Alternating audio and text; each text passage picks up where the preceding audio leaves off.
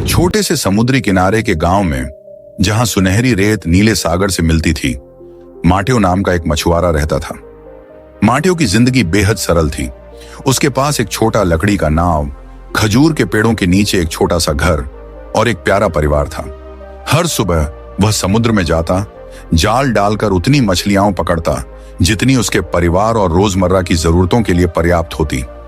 दोपहर में वह अपने बच्चों के साथ समय बिताता, शाम को अपनी पत्नी के साथ और रात में तारों से भरे आसमान के नीचे लहरों की ध्वनि सुनता।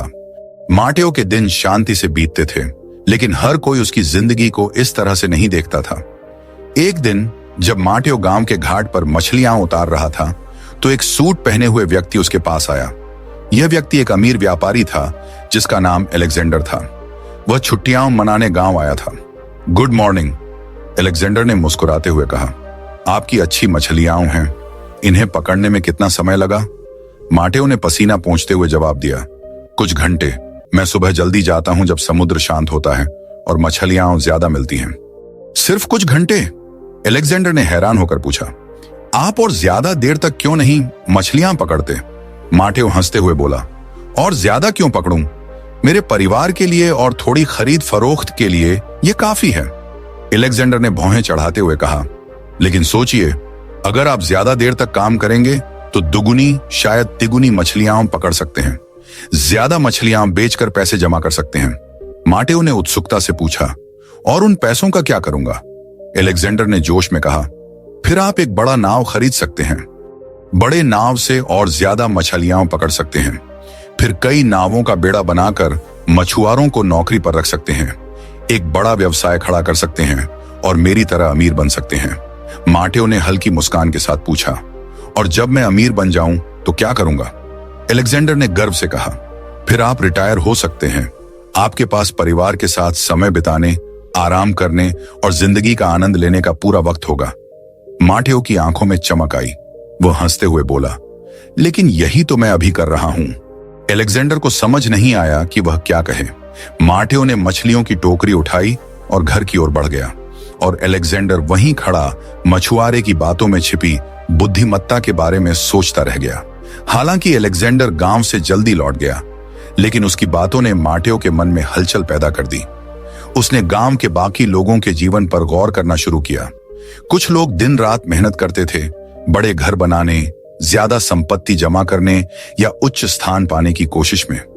माटेओ ने सोचा, क्या वे वास्तव में उससे ज्यादा खुश हैं?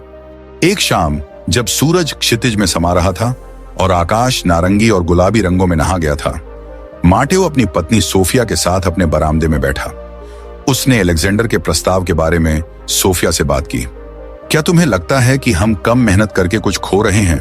उसने पूछा। सोफिया ने मुस्कुराते हुए उसका हाथ थाम लिया। हमारे पास सब कुछ है माटेओ। हमारे बच्चे हंसते हैं, हमारा पेट भरा रहता है और हमारा दिल संतुष्ट है।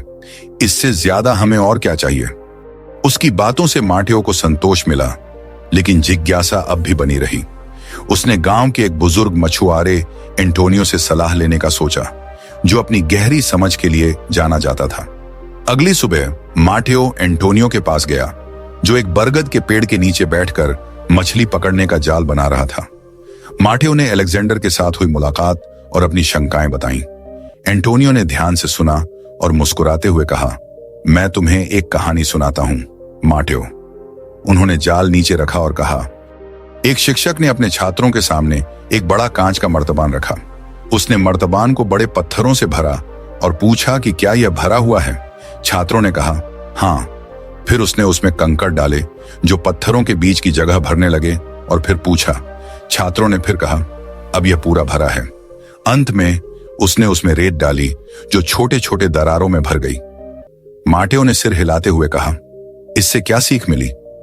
एंटोनियो ने समझाया, बड़े पत्थर जिंदगी की सबसे अहम चीजें हैं, परिवार, स्वास्थ्य और आत्मिक शांति। कंकड़ वे चीजें हैं जो थोड़ी कम महत्वपूर्ण हैं, जैसे काम और संपत्ति, और रेत वो चीजें हैं जो तुच्छ हैं। अगर तुम पहले रेत से मर्तबान भर दोगे तो पत्थरों और कंकड़ों के लिए जगह नहीं बचेगी, लेकिन अगर तुम पहले बड़े पत्थरों को रखोगे तो बाकी सबके लिए हमेशा जगह रहेगी। माटेओ ने मुस्कुराते हुए कहा, तो आप कह रहे हैं कि मैंने अपने मर्तबान को पहले ही बड़े पत्थरों से भर लिया है? एंटोनियो हंसते हुए बोले, बिल्कुल। और यह वो ज्ञान है जो बहुत कम लोगों को मिलता है। एक तूफानी रात समुद्र ने अपनी सारी शक्ति दिखा दी। कई मछुआरों की नावें तबाह हो गईं, लेकिन माटियो की छोटी नाव जो एक सुरक्षित खाड़ी में बंधी थी, बच गई। सुबह होते ही गांव के कई लोग माटियो के पास मदद मांगने आए। उसने बिना हिचकिचाहट अपनी नाव, अपना समय और अपनी मेहनत साझा की। हफ्तों तक उसने अपने पड़ोसियों के साथ काम किया, जाल की मरम्मत की, नई नावें बनाई और जिनके पास कुछ नहीं था उनके लिए मछलियां बांटी। हालांकि ये दिन थकान भरे थे, लेकिन माटियो का दिल संतुष्टि से भरा हुआ था। गांव धीरे धीरे सामान्य हो गया और लोग माटियो के पास सलाह लेने आने लगे। तुम इतनी कम चीजों में संतोष कैसे पाते हो? लोग अक्सर पूछते। माटियो का जवाब हमेशा एक सा होता, क्योंकि मुझे पता है कि मेरे पास पर्याप्त है। और जब तुम यह समझ जाते हो कि पर्याप्त क्या है, तभी असली धन मिलता है। कई साल बाद अलेक्जेंडर फिर से गांव लौटा। इस बार उसका व्यवहार बदला हुआ था। उसके चेहरे पर थकान और चिंता की लकीरें थीं। माटियो, तुम्हें देखकर अच्छा लगा, अलेक्जेंडर ने कहा, लेकिन उसकी आवाज में पहले जैसी आत्मविश्वास नहीं थी। स्वागत है, माटियो ने गर्मजोशी से जवाब दिया। कैसे हो? अलेक्जेंडर ने गहरी सांस ली। मैंने वो साम्राज्य बनाया जैसा मैंने तुमसे कहा था।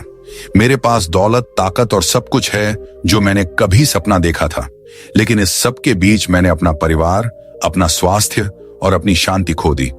माटियो ने उसके कंधे पर हाथ रखते हुए कहा, लगता है तुमने अपना मर्तबान रेत से भर लिया। अलेक्जेंडर की आंखों में आंसू आ गए। काश मैंने तुम्हारी बात तब मान ली होती।